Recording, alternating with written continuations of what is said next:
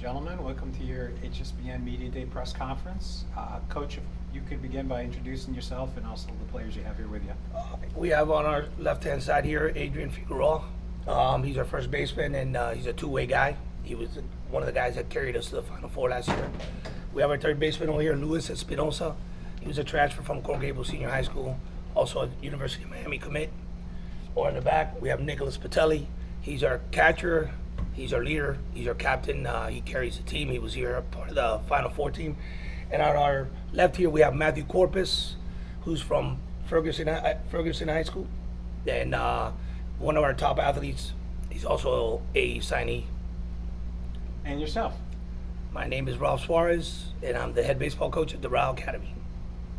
And just like you said, let's start just by talking about last year. You guys got up to the state Final Four. I know that was obviously a big accomplishment. Well, it is for the program. Unfortunately, we didn't get done what we are set our goals to, but it was a big step for us and for the program. We would have liked to be a little bit more competitive because we were very good during the season. We try to play. We probably, without a doubt, play the best schedule in Dade, Broward, and Palm Beach. For the players, how is it going to be coming back with a little bit more of a target on you guys with other teams? We have a target on our back all the time. If you go and look at the polls, we play IMG. They're number 2 in the country. One of their top games, if you go to their blog, is Doral Academy. We play Calvary Christian. We're also on their top day. We been able to build the program now where we're not there nationally where we want to be, but the teams know that we're one of the better teams one of the better programs, not only in the state but in the country. I'm not worried so much about state. I want to be a top 25 team in the country every year. That's what my goal is.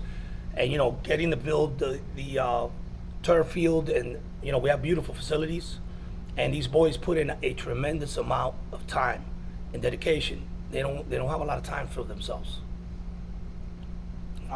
Maybe from a player point of view, just like you're saying, same question. What's it like to embrace that challenge, kind of having that target on your back? I mean, it's honestly nothing new.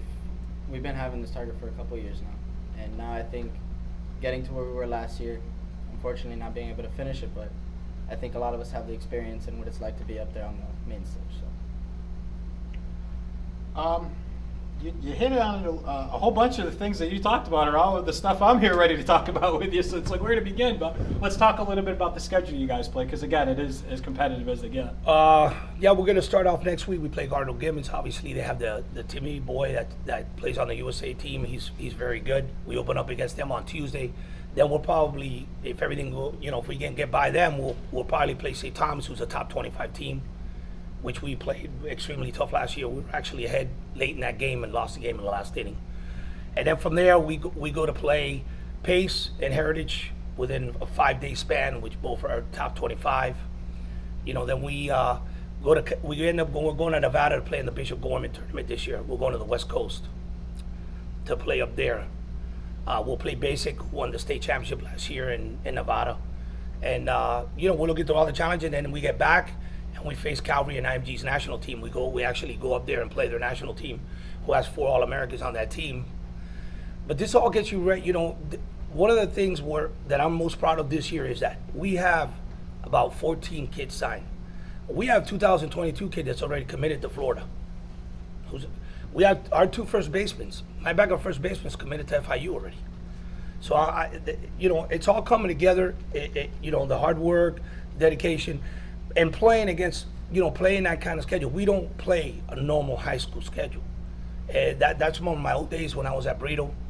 And, and I've continued to carry that on. And my goal is to leave Doral when I leave to be a top 10 team in the country, not one year, but every year. Yeah, I actually moved to Fort Lauderdale from Las Vegas. I covered Basic and Bishop Gorman, those programs out there, so I know what you're in store for when you go out and play them. Those are the best in Las Vegas, and that's a very good baseball area. Yeah, that is, Green Valley and stuff like that. I mean, like I said, I've been around for a long time, so I know where to look to be able to play and get the most out of kids, and plus that way it gets them ready to to play at the next level, whether it's professional. We've been very fortunate. The last 2 years, we've had 4 guys go in the major league draft. And like I said, these guys take a lot of time away from themselves. You have no idea how much time these guys put into between academics at the school, which is very good. Our school is one of the top academic schools in Dade County, and the time that they have to put into the baseball program. We work 10 and a half months a year at this school. The time they have off is the summer. Some guys go to play travel ball. Some guys work strength and conditioning with me. I allow them to play whoever they want to on that time so they can spend time. We start the 3rd day of school, and we don't finish till we get eliminated from the playoffs, other than Christmas break and Thanksgiving. So I guess he's one of the new guys, right? Yes, sir. What's that been like for you to kind of get on board that and find out there's no days off? Yeah, it's different here. We face a lot of challenges. We get better every day. It's what we want. And it's another one of the things that I had noticed, and these 2 guys being, seems like you got some really key pieces in that were transferred in. Is that Well, kind of put all the pieces of the puzzle where Well, you need the them? one thing I will tell you, and Gino will tell you, that these guys, a lot of these guys have played together since they're like 7 or 8 years old. They just come together now, and this is probably the most talented and most team that we have. They get along very well. To be honest with you, the kids that were weak academically that came in, they're much stronger right now. Yeah, I don't have to be on top of so much academically. I've been in the past. They're much better kids. I mean, Corbis is probably one of the best athletes I've ever coached in 30 years, and that's saying a lot. He's got a lot of tools. So we're really happy with what we're doing. Obviously, we're going to face some big obstacles. We're probably more than likely not going to go undefeated but I'm not interested in so much in that. And what I'm interested is that and when my kids leave my program, whether they go to play professional baseball or they play at the University of Miami or FIU, or where they go, is that they're a top player like Jose Garcia, who had 13 home runs last year as a freshman at FIU. That's what makes me more happy. The state championship and everything else is going to come with itself. I want to see my kids get better. I want to make Lewis better. I want to make Corbis better, Nick better, not only as a baseball player, but as a person. You have to be held accountable for when you make mistakes. In today's society, that's sometimes tough. Maybe some of the players can talk about the off season, because Coach, you talk about getting them better, getting Right. the program better. and Right. It all starts in the off season. Correct. In the weight room and with the training. We're in the weight room all the time, even during the season. Maybe for the players, you guys Right. can talk about, as returning players and now as leaders of the program, how it's been for you guys in this off season. Corbis, come on, brother. Returning players. Oh, you can say something. Well, usually every year when we come back from the fall, when we come back to season, Ralph gives us a lot of workouts, like five times a week, to get us much bigger and stronger. Like, for example, this past fall, I gained over 25 pounds from last year. And so it's been a big part of the player I am today. Any of the other players have any? Well, I think Matthew could tell you a little bit more too. Like Lewis, he just came in this year, so it was a big change for him. He can tell a little bit from the different programs. Yeah, and at Ferguson, we would practice a lot, but nothing close to now. I feel a lot better. Everything I've done, I've seen improvement. My speed, my arm, strength, everything has gotten better practicing with Doral. And the coaches that we have are really, really good. We have a lot of coaches. Talk about being a part of this program, a program that's really setting a standard with college signees. Pretty much every senior team signed. You've had 4 major league draft picks in the last few years. I mean, what's that like for you as a player coming in and knowing that's potentially where you could end up? Yeah, it's really good because most college scouts know us. We're one of the top schools, so they come to our games and they watch us. At other schools, it's harder. But we're like you said, we're a target. So everybody wants to see us play, and everybody wants to see how we play and what we have. So it really helps us out in our favor as a player. One of the things that I've noticed the last few years, just like you said, you had a freshman hit 13 home runs last year. It's phenomenal. It's been a pretty offensive-minded team. Is offense kind of the strength again this season? I know you got some good pitching too. Well, I'll tell you what, we're gonna be very interesting, because our third baseman is high 80s, mid 80s guy coming off in relief. Our shortstop is probably 88, 90 miles an hour. Had a year of getting his feet wet. He got bounced around a little bit by MGE. He actually gave the game away against St. Thomas. And things like that get you ready, get you ready for, and he was only a sophomore last year. Corpus himself, he's going to pitch a little bit. He's high 80s guy. Ronnie Medina is phenomenal. He's a mid 80s, high 80s guy. Xavier, who came over from Somerset, is also a mid 80s. He's actively getting recruited by Miami. I mean, if we're going to be able, I'm going to be able to take some workload off him, which is going to be huge for us late in the season. Obviously, last year we lost our big lefty that signed with South Alabama. South Alabama last year, we lost him midway through the season. He was never the same. So Adrian had to take on a lot of responsibility. They probably switched places, and we think that Adrian got a little bit tired. He was also 25 pounds lighter. He's 25 pounds heavier this year. I don't think he's going to have to take that workload. And we're always very good defensively. If anything, this year we have a lot of depth. It helps me also with discipline. It helps me also with everything else. I mean, I do have a lot of respect from a lot of coaches in this town because I've been around for so long.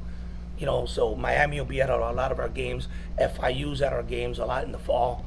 I'll make a few phone calls and we'll have some of the better junior colleges come down to see him. And we just, like I said, it is a work in progress. We are fortunate that the administration just gave us the most beautiful facilities in the world. It rains and 20 minutes later we're on the field. That's a huge advantage for us. Huge. That was actually one of the things that maybe from player point of view, I actually got the privilege to come and cover the first game at your guys' field. And down in Miami, not every school has a home field. Just kind of talk about you guys having that, and especially what a beautiful special facility that you guys have there. No, yeah, it's amazing.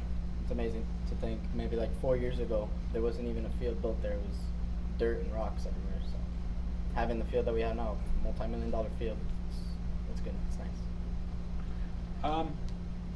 Coach, one of the things that I know about you that I don't know if the players are aware, but you're 19 wins away from 500 career wins. Yes. That's obviously got to have a pretty good season to get 19 wins, but it's certainly a realistic, goal for you guys this year. Yeah, listen, I don't worry too much about stuff like that. That just tells me I'm old. But listen, I also have a great coaching staff, and I can't do it without those guys. Chris.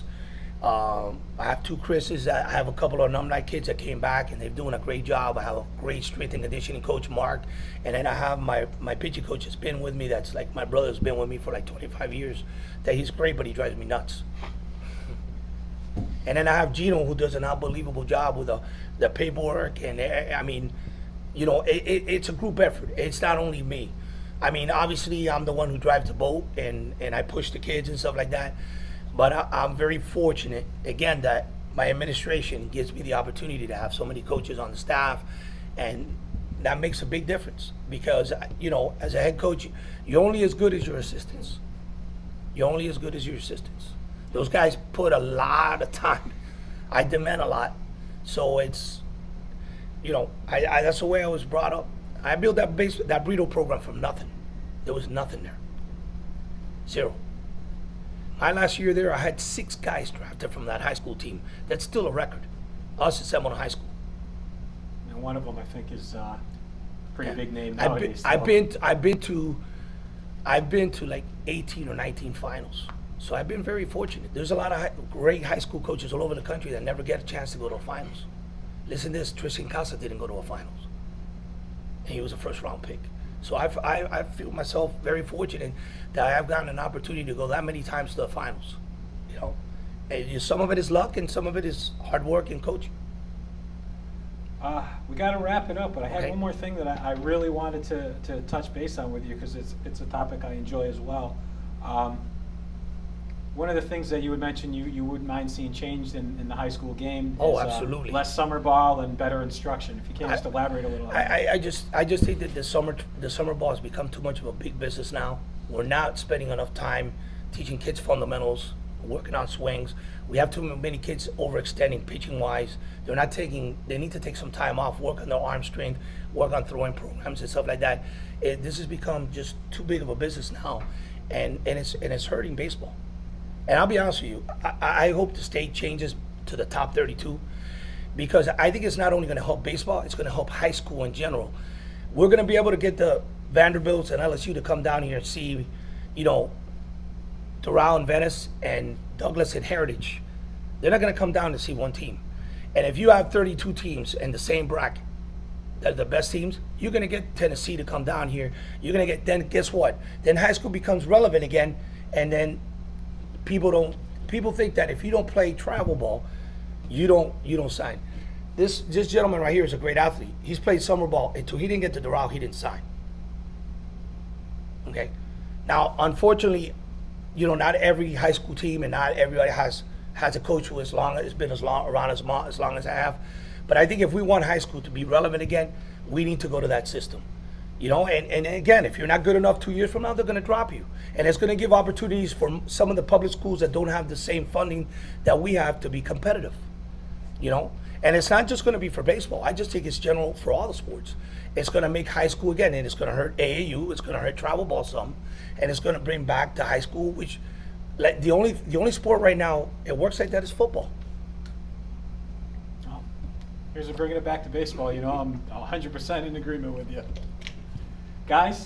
Thank you. Here's to having a great high school season. Thank you this very year, much for your time, and thank you guys for all your coverage. Thank you, guys. Okay. Thank you.